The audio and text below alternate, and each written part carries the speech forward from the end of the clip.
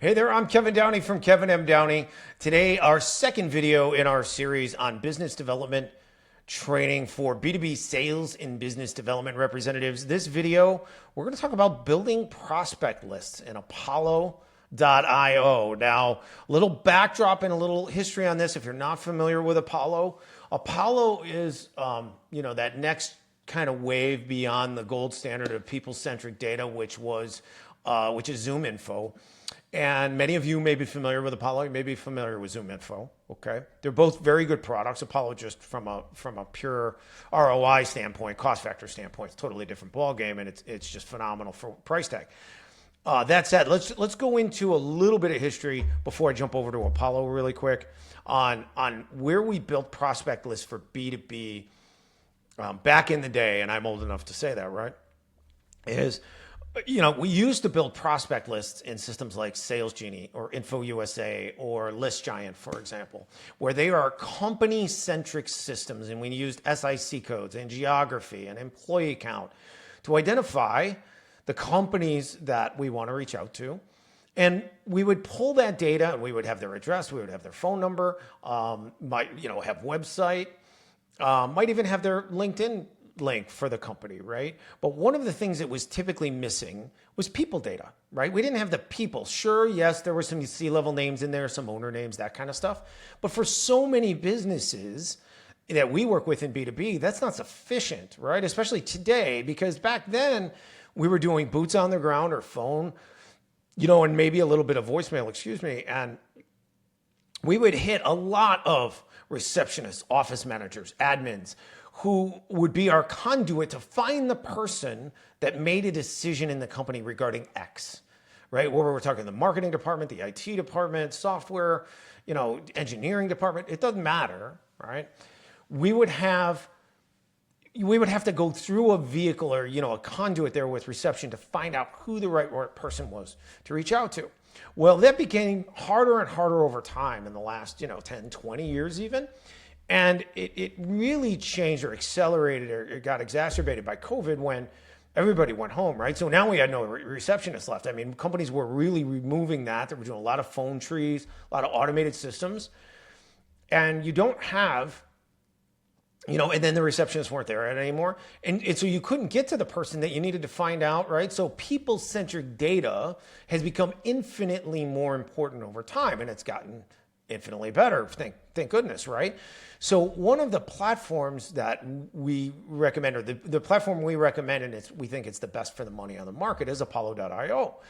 But let's talk about how we're using it and building people searches specifically, okay? So you can go ahead and build, I've got a link here in our training document or outline, a link to Apollo. If you don't have an account, create an account. Create a free account so you can play around with it, right? So what are you looking to do here on here?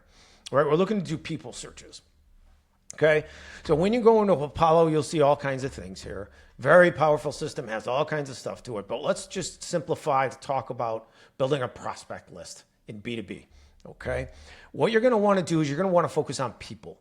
Okay, we are going to define the companies within this search, within the people search, but we are focused on people because we need the names, the contact names, email addresses, LinkedIn profiles sometimes of those people. Sometimes might even be grabbing, mobile phone numbers, depending on who you are and what you're doing. And that is what we need to get after is the people. So how do we use this system to do that? So I'm going to show you a couple of different searches to give you an idea of how it works. Now you're going to really want to get an account and you want to go in here and start playing. Watch this video over and over again and start playing with the selects, as we call them, so that you can learn how to define all of these different groups of people or lists of people and get it honed in and really targeted. And prospect lists, I'll dig into this later, but prospect lists can vary so widely. I've had clients where we built prospect lists that were a couple thousand contacts, and I've built prospect lists for email where a company going after tons of different departments, all sizes of companies, they had almost 1 million contacts to go after between all the departments. When you sell something very general that applies to everyone, print, corporate gift, promotional products, that kind of stuff, right? So prospect lists are going to vary widely. All right, so how do we do this? So let's skip the titles first because that's how we really define the people. Let's start by defining the company types. That is where we are going to look for the people, okay? So this is a company that does software development, okay? And custom software consulting and development and all that kind of stuff. I'm not that familiar with the space. And they need to go after companies. They go after small SMB to smaller mid-market businesses or companies and need to find those people. But software development can apply to everyone, right? And there's a few different things that they do and some different, I'll show you one of their other lists to show you how you can build multiple lists because they get different types of targeting. But on a generic basis or on a 30,000 foot view basis, they can target almost any company, but they want to make sure they have some level of software development need. So how might we do that if we don't use, for example, industries and keywords, which I'm going to come back to? One of the ways we would do it is we would say, okay, if they have someone in the company that is in the software development title, right? So they have someone like that in the company. So we go employees by department. This is a very common select that we use when building lists for clients or putting them on Apollo, right? So there's this huge thing right here, 100, 200 of these, right? And they're organized by section or department, so to speak. But engineering and technical. Under engineering and technical is software development. So we're going to say, okay, we need to make sure that the company has at least one software development person in-house. Because if they do, then we know they have at least some need there, right? So that's one way we are going to define the company. What other ways might we define the company? Okay, we could use revenue, but they're targeting small business, and small businesses, a lot of revenue is not known. So we might lose a lot of lists because of that. Okay, what other ways might we define it? By number of employees. So this company wants to target a little bit more by employee count. Okay, they want to go to a certain size, 1 to 200 employees. All right. How else might we define? In their case, it's pretty much ambiguous. Like it doesn't matter what industry companies are in because they can target anyone that's got a software development person because they do software development for almost anybody, right? But there is an important select there in industries and keywords because for some of you, that's a really important way to build targeting, right? To build company lists. And I'm going to show you some examples in a minute. But in this case, they're just doing a software or keyword exclusion. They're saying, okay, if they're in software development, if they have the keyword software development, software solutions, software developer, we want to exclude those companies. Great, no problem. All right, well, what if you want to look at using industries and keywords? How do you do that? How do you go about doing that in Apollo? Okay, so the industries are here, keywords, and there's a list of them, and I'm going to show you in a second what that looks like because we've made that list. But there's also any keywords you want. And it's an inclusion thing. So if you say we need them to be in one industry, but we also want them to have this keyword tied to them, you can narrow the list like that. Okay, so what does that look like in practical application? Well, we use keywords within my agency to define a lot of our targeting because we target B2B in a way, mostly B2B companies, or companies in such a way where the industry doesn't matter because a lot of these industries is sort of ambiguous. So we need to use keywords to be more specific about what they do. Okay. So the list of industries within Apollo is right here. There's 150 of them, 149, something like that. And it's a big list. Okay. So you can actually go through this list. All right. And I'll actually put this. It's actually something I was thinking about this. I'm going to put this in our document for you because it is something that you should have in a list. Okay. So I'm doing this in real time, sorry. Okay, so now that's the list of Apollo industries. So we might say that they need to be in accounting, for example, or automotive, or whatever it is, right? You can go through that industry list and you can include or exclude industries. You can include or exclude keywords. There's so many different ways to build that targeting. Okay. And very important that you learn how to utilize that because that's probably the most complex part of this. There are some additional filters called more filters here. We have found on the company side, other than employees by department, we typically don't use it very often, any of these, for client prospect list builds. sometimes, but not all that often. Okay. Technology usage is already built, is already in here. Let's take a look at that really quick. Technologies. Yeah, technologies is right here. So the stuff in this overflow tab, we don't use a lot. Employees by department is really the one we use the most. Okay. All right. So now let's take a look at, we have defined the company. They've got a software development person in-house. We've excluded some keywords, used some exclusions to identify the company's type. We've hit employee count.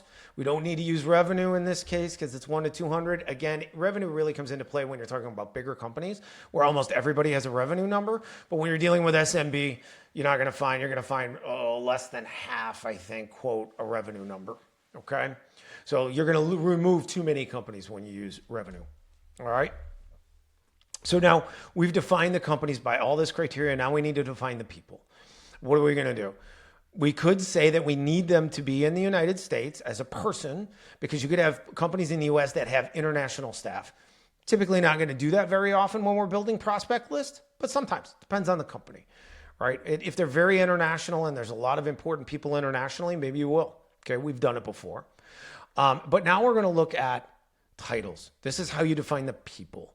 And this is very, very important because let me show you why it is so important. So when we take this list and we take out all those titles and we take everybody in these companies by the rest of the criteria is exactly the same, we end up with 4.5 million people. Well, we're not going to use 4.5 million people. Obviously, we can't afford to buy that kind of list. Secondarily, it would have no point, right? So we're going to go back to this search and let's look at so you now understand why the titles are so important. Why did it drop 48? Because I had verified email as they had to have a verified email address. So verified emails are about half, a little more than half. And then without verified email, puts us up to 86,000 people. So what are the titles of the people that a rep or a team of reps might want to reach out to? Software engineer, CTO, chief technology officer, software developer, right? Full stack developer, VP of IT. And we do this very carefully. VP of IT, VP of information technology. Yes, we do have to do all of this and all the variations because it is very specific and it's razor sharp, right? It's got a razor's edge. So you want to be very specific. And you usually want to not include people with similar titles because Apollo kind of expands it too much and it'll grab too many people that aren't what you're looking for. You want to be more specific on the titles and say no to that option. Okay? All right. So that's how you build prospect lists. Maybe I should show you one more just for the heck of it, give you another example. What would be a good one? Because we do a lot of stuff with owners. Let's see. Let's try to find something that is industry and keyword targeted. This is a good one. Okay. So this is a company that makes cookware, sells it at wholesale to retailers. Okay. Throughout the United States, but actually they sell in Canada as well as Latin America. Okay, so this is their U.S. employee list. Employees and owners, we're going to divide them out because we need to hit VPs a lot of times. And when we do the owner list, I'll show that really fast so you can understand what I mean, is when we do the owners list, we need to include president because that's really the highest title in the company that when they don't say owner. But we need to exclude vice presidents because if we don't, we'll get every VP of everything in the company and we don't want that. That's a waste, right? It's going to cost us money for these lists. We don't want to do that. If we're doing email, we don't want to waste emails on people that aren't a right target because that's going to hurt our reputation. It's a different video, different topic for a different day. But our owner lists and our employee lists are separate and then we combine them together in Google Sheets or our CRM or Smart Table or Airsheet or wherever we're putting our prospect list. Okay, so let's go back to that employee one because that's a little bit more applicable and more complex. So how do we define the companies here? Here you're going to see industries and keywords. Okay, so what do they do? So we're picking industries: retail, hospitality, wholesale, import and export, consumer goods, restaurants, and supermarkets. Those are all markets for them. But if we said everybody in all of those things and didn't use keywords, we would get people that do retail and wholesale of everything. That's not going to do any good, right? So what do we need to do to refine this? We need to look at it and say, okay, we need them to also have one of these keywords. And these keywords are going to be in their name, could be in their keyword stuff like their social media, SEO description, all that stuff. That's where all this stuff they would find it, where the algorithm would find it, right? Apollo. So what are we looking at? Kitchenware, housewares, and you can see on the list all of these things. So we're really specifically identifying that. Now we've got a targeted list of companies, and the people that we're going to go after are going to be our main purchasing titles other than owners, right? So in small business, we want owners a lot of times because we might not have these titles of employees. But specifically when we've got companies that sell products, this is a lot of the titles that they will build to build their employee list for their targeting. Okay, so buyer, procurement, sourcing, purchasing, purchaser, supply chain, merchandising for retail, category manager, category management, right? So now we're building a really targeted list of all of these buyer titles, all these buyers at all the companies that fit what our client is looking for, what they're looking to get to. Now, on top of that 20,000, again, to finish this up, they're going to have a bunch of owners to go after, right? So those employees are going to be spread out in the size of the companies widely. In the owners, they really need all of these owners. There's only 6,500, right, or so, right? Yeah. Okay, they need these owners mostly for the small businesses, up to a few hundred employees. They might also include the main titles, owner titles at the biggest of companies, but it's not a huge list. Normally, we wouldn't want to do that. Like the owners for this companies these size, they don't need those. But it's such a small list.